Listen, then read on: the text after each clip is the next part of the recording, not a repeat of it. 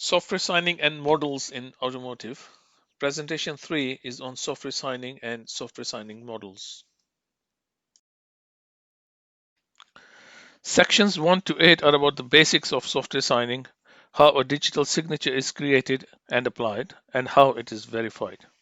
Sections 9 to 12 are about software signing models that could be employed by an organization for signing software. Software signing. What is software signing or code signing? Software signing is creation of digital signature from code to confirm its authenticity. Why is authentication important? In a vehicle, most ECUs allow software to be downloaded using an application called the bootloader. An important aspect of software security is protection against unauthorized software modifications and alterations during software download. In order to achieve that, various signing and authorization mechanisms are available.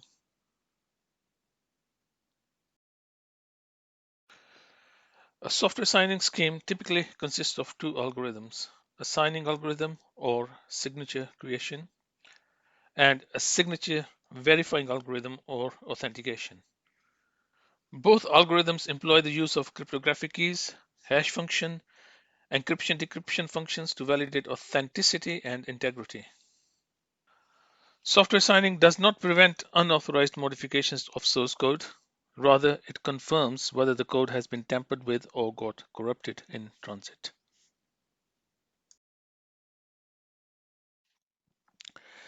A cryptographic key is a string of data that is used to lock or unlock cryptographic functions, including authentication, authorization, and encryption.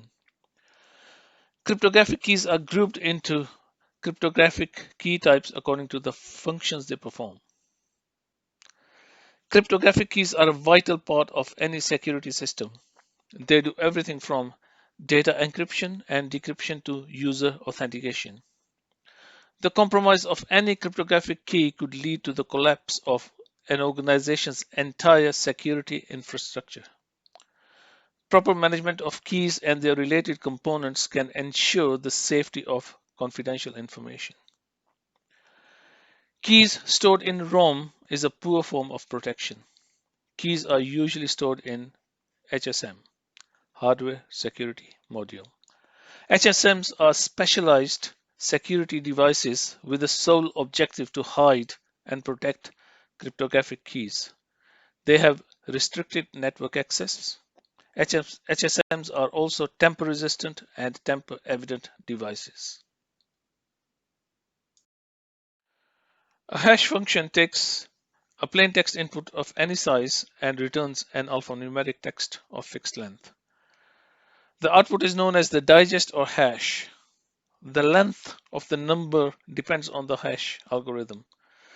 There are many algorithms available, e.g. MD5, SHA-1, SHA-2, CRC32, and many more. Hash algorithm is designed in such a way that no two hashes are the same for two different texts.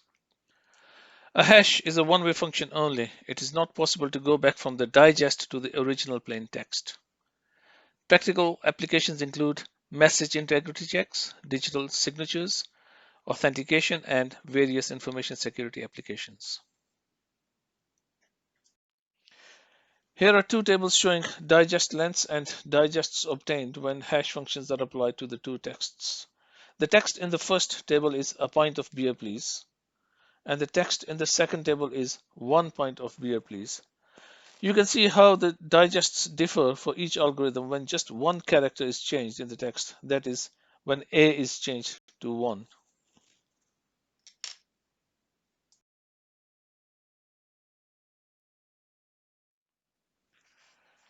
Encryption is the process of transforming plain text information into an alternative form known as ciphertext so that no hacker or attacker can manipulate it or steal it.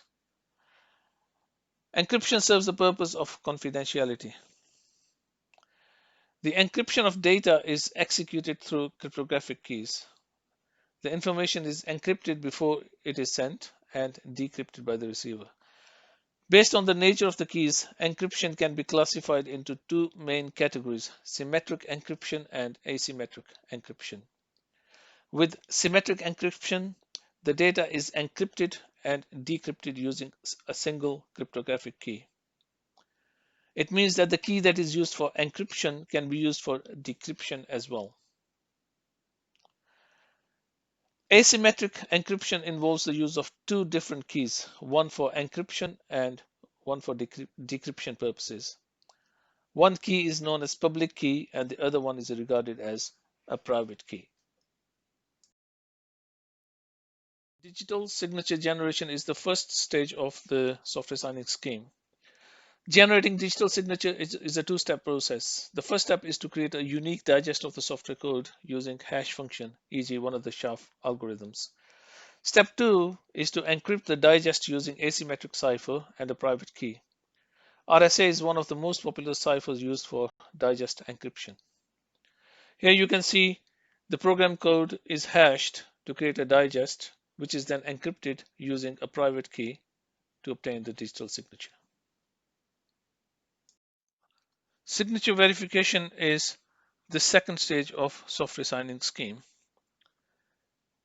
When program code and signature are downloaded into ECU memory, the ECU first decrypts the signature using public key to obtain the digest, then calculates another digest of the downloaded program code using the same hashing function algorithm, then compares the two digests for integrity and authenticity. The two digests are decrypted digest and calculated digest. If they are equal, then the software is accepted. If they are not equal, then the software is rejected. Signature generation application. This slide shows how signature generation can be applied. Signature generation and software download.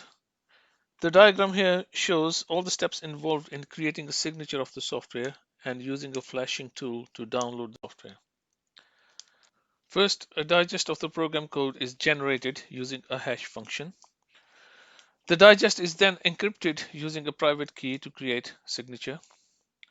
Program code and signature are then uploaded into a flashing tool. The flashing tool then downloads the software code and the signature into the ECU memory.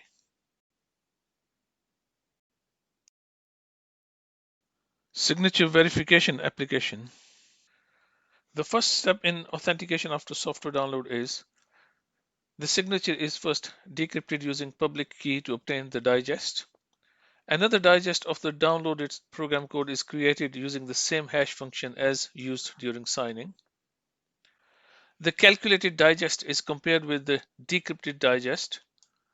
If both the digests are the same, then new software has not been tampered with and it is accepted, else rejected.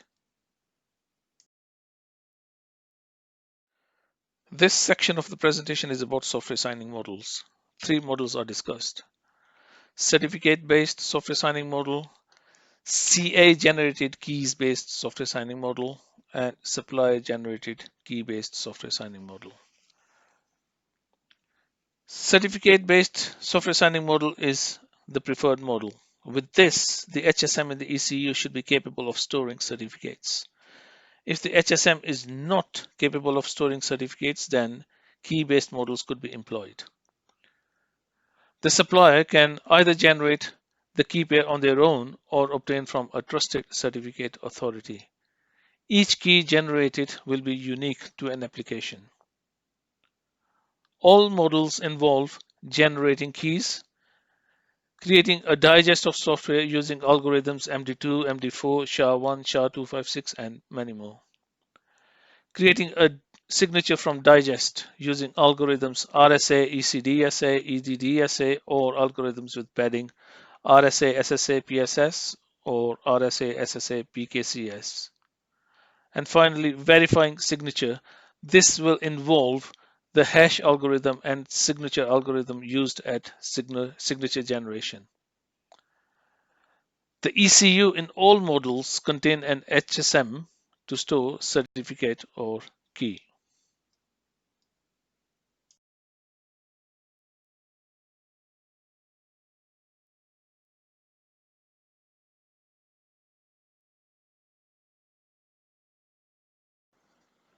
Certificate-based software signing model. In this model, all the keys and certificates are generated and issued by an intermediate signing authority who has been authorized to issue certificates on behalf of the root certification authority. The root certification authority could be GlobalSign, VeriSign, GoDaddy, Komodo, and others. The lowest level in the chain of certificates is the code signing certificate. This certificate contains the public key to verify the signature of the code. It also has information on algorithms used to sign the signature, which is required at signature verification. The code signing certificate is signed off by the supplier certificate, which in turn is signed off by the intermediate CA certificate. The intermediate CA certificate is signed off by the root CA, which is a trusted source. The root of trust in the ECU is the supplier certificate. It holds the public key to verify the code signing certificate. The supplier certificate is stored in the ECU at manufacture, but the chain of trust is verified prior to storing. When the supplier sends a request for the supplier certificate, the server sends the intermediate certificate along with the supplier certificate to verify trust. When the code developer has finished generating the code, the developer then generates a hash or digest of the code and submits to the signing server to generate a signature of the code. The signing server then also generates a code signing certificate. The three deliverables, the code signature, and the code signing certificate are then packaged together for software update on the ECU. In the keys-based software signing model, the root of trust in the ECU is the code signing public key and not certificate as in the previous model. This key is used to verify the signature of the code. When the supplier requests a code signing public key, the server sends a key in a certificate, the supplier certificate. The server also sends the intermediate CS certificate to verify chain of trust. The supplier then extracts the code signing public key to store in the HSM. This model does not require a code signing certificate, which in the previous model contained the code signing public key. This key is now in the HSM. There is one issue though. The signature verification process requires to know the hashing and signing algorithms used when creating a signature of the software. This information was contained in the code signing certificate in the previous model. With the keys-based model, this information needs to be communicated somehow in the software packaging. When the developer has finished generating the code, the developer creates a hash or digest of the code and submits to the server to generate a signature. The server returns a signature of the software code.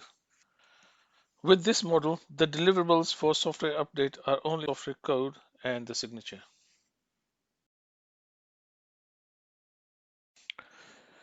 Internally generated keys-based software signing model.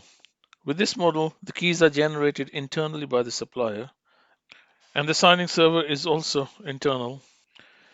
As the root of trust in the ECU is a key, there is no need for certificates to transfer keys as the keys are generated internally. Like with the previous model, when the software developer has finished generating the code, the developer creates a hash or digest of the software code and submits to the signing server. The server returns the signature of the code. The deliverables again are software code and signature of the software.